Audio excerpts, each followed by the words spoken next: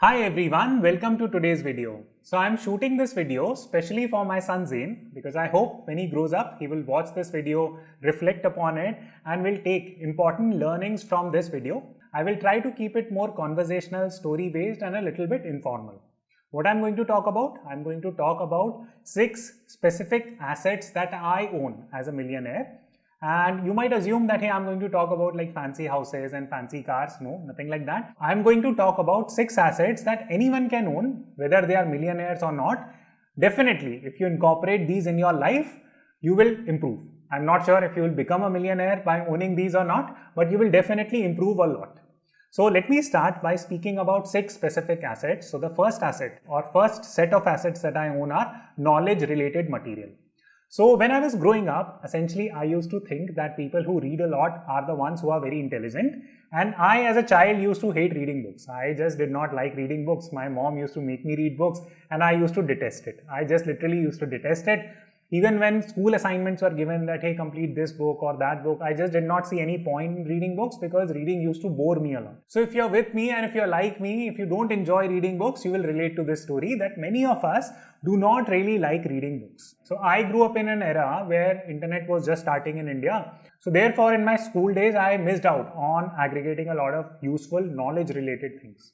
Subsequently, as I grew up, I started to engage more and more with the internet. I started learning things online. I started watching YouTube videos. I started engaging on podcasts. I started listening to audiobooks. So this multimedia format of audio, video, reading short stories, reading short blogs. So that is what really excited me, and that is what made me more interested towards consuming knowledge. Because now I realize that, hey, you know what, in order to consume knowledge, it's not necessary that you need to read books.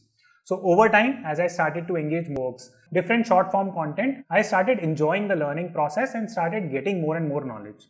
Over time, as I have grown up, I have started to learn from books also. Now I am an avid reader. I read quite actively now. Now I'm proud to say that I try to consume knowledge from literally all the forums, be it books, be it audio podcasts, be it audiobooks, be it videos. Whatever I get my hands on, I consume knowledge. There are a lot of paid subscriptions that I have taken right from Wall Street Journal to print and bunch of other different formats. I especially enjoy listening to podcasts and audiobooks because it helps me save a lot of time. For example, if I'm cooking, yes, I cook also. So if I'm cooking or if I'm exercising, then I just literally plug in my earphones and I listen to audiobooks or podcasts. I use different apps for this. For example, when I listen to audiobooks in Hindi, I use Kuku FM. So that's a very interesting, useful app for me. I use that. If I'm trying to listen to Spanish podcasts, then I listen to Duolingo. So essentially, I consume all this different piece of information. I will put some of the links of the audiobooks that I'm listening to right now. You can check it out. I also read quite aggressively in physical format right now. My method is that I follow the following approach. Number 1, I decide a specific time of the day to read books and I read books in parallel. For example, right now I'm reading these 2 books which are of different genres. For example, Rework is a book that is more about startups, how to build businesses, what business philosophy to have. So I am reading a different genre of book. Similarly, I'm reading this book by Ray Dalio. It's one of my favorite books. It's called Principles by Ray Dalio. So what I essentially try to do is that I experiment with different genres so that I don't get bored. Otherwise, if I have to read like 200 pages of a book from one particular format, finance or productivity, then I'll get bored. So I mix and match the formats also. For example, listen to audiobooks. If I'm not in the mood, then I'll read it in a physical format. Even between physical formats, I'll try to pick different variants of books. So this is my strategy that, hey, switch between different genres and dedicate a specific time of the day. Now, very important point, and you might ask me that, hey Akshat, at one point in time you did not used to read any books and then over time you started reading a lot of books. So how did you bring about this change? So it all starts with figuring your why, right? You need to understand why you want to consume knowledge. When I was young, everyone used to tell me that, hey, you should be reading books. But I did not understand that, why you need to read books. It just did not make any sense. But eventually over time, as I figured out that, hey, it's very important to be updated with knowledge, you must consume knowledge. Then I experimented a little bit with different formats of the knowledge that I like consuming the knowledge in. Then I started experimenting with different knowledge formats. Then my interest kicked in. For example, when I heard of audiobooks and podcasts, those were more digestible formats for me to understand. So I started there. As I became better and better in terms of absorbing knowledge, I moved towards more complex or more difficult things like reading books. Now, because I have read a lot of books, I can read multiple books in parallel. Okay, the second key asset that I own is time. Now you will say, Akshat, how do you own time? Okay, so essentially my philosophy is very simple, and this is a post also that I made a few days back, that I use money to create more time, and I use that time to create more memories. I'll repeat that again, that I use money to create more time, and I use that time to create more memories. That is what life to me is, and this is a very important asset that I own, and this is an asset that you automatically own. Okay, now there are two specific subpoints that I would like to explain to you here is that one, in terms of time, we spend majority of our time working. So it's very important to undertake your work productively. You must understand where you are going to spend the next 1 or 2 hours rather than imagining how you are going to spend your entire day. This small practice has made me more productive. Number two, you must formally study productivity, because for example, if you are going to office and you have to unnecessarily sit every day for 2 hours, then in a month you are wasting like 40-50 hours, right? Because you have like 20-25 working days. So 25 multiplied by 2. So you will end up wasting 50 hours of your life unnecessarily every month. Therefore, learn about productivity, how you can do things fast, or if you are already good at things, how you can make it faster, how you can optimize for time, how to get into the habit of deep work. These are some basic things that you must learn about productivity. I have done a separate video. Please check it out somewhere here. That will help you understand more on how to become more productive, because productivity is something that you will have to anyways undertake no matter what you are doing, be it in an IT job, be it in a banking job, be it in a consulting job. That's the first key principle. The second key thing in terms of owning time is that you must move to passive sources of income. Now, what are passive sources of income? If I ask you, many of you would say that, okay, passive sources of income are income streams where you earn money when you are sleeping. Somewhat correct, but not the complete definition, so to say. Actually, passive sources of income are something that are not active, right? Okay, so very dumb definition, but let me clarify. So active time means that you're going to office, you're spending like 8 hours, you come back home, you rest, you watch Netflix, chill, go back to office next day, right? You keep on doing it. At the end of the month, you get a salary. So you are investing your time actively, your mental bandwidth goes there, physically you have to go to office. So your active time is going there, right? Literally dedicated to office. In an active life, if you continue this routine from the time you are 23 to the time you are 60, you would have ended up spending so much of your life just thinking about your active work. Now, passive work means that your mental and physical bandwidth does not go in terms of running your job. For example, if you create a digital product and sell it, then selling is already happening, right? It's not as if that you don't have to do any selling. You might have to still go market it. So it's not as if that you're earning money while sleeping, so to say. But if you create a digital product and if you keep on marketing it, then some sales will keep on happening. So that becomes a passive source of income. Similarly, if you own a house and if it's giving you rental income, then it becomes a passive source of income because you're not working actively towards it. Yes, you will still have to pay the electricity bill, or you might have to pay the house tax, you might still have to look after maintenance, you still have to ensure security of that house. Some active time will get into that, but net you are somewhat relatively free, right? So I have moved towards creating more passive sources of income, and this is what I would recommend you, that rather than working actively throughout your entire life, move towards creating passive sources of income. This is one of the reasons why I advocate owning commercial properties over owning houses. I will also link down some of the books and resources that I'm reading about productivity. It might help you out, so do check the link in the description box. Let's move on to the third part, or the third asset that you should own. This third asset is called as skills, right? Super simple. So essentially, how do you need to think about your skills? Okay, so the way you need to think about is that imagine a doomsday scenario. So doomsday scenario means that let's imagine a scenario where all my income streams get dried up. So what is it that I can start doing from tomorrow? For example, if I am having a job and if I am fired from my job, what is it that I can start doing from tomorrow onwards?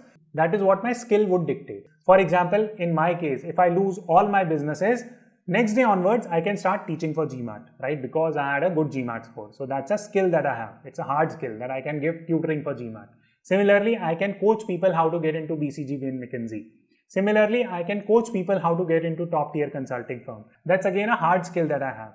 I can teach people how to speak more effectively. That's again a skill that I have. So the skills that you own are supremely important for you to own, because if everything falls apart, using your skills, you can convert your time into money. This is a very important concept that you must understand, that the more skills you have, the more confidence you will have, and the more money making opportunities that you will get. Now, always try to bifurcate your skills into hard skills and soft skills. So, hard skills would be skills or technical skills like coding. If you can teach, that's teaching would be a hard skill. If you're a graphic designer, that would be a hard skill. So, these are core competencies. On the flip side, you will have soft skills like speaking, writing, and bunch of other different skills. You must also think about skills from a evergreen skill level perspective. Many people ask me that, hey Akshat, which course should I do? What type of skill should I develop? Okay, there are evergreen skills that have stayed put since the time of Socrates and Plato and Aristotle. For example, Aristotle, Plato, they used to debate in public, right? So debating is a great skill to have. That is literally public speaking. It used to be a spectacle to see these people debate. Ancient Greece used to celebrate these celebrities.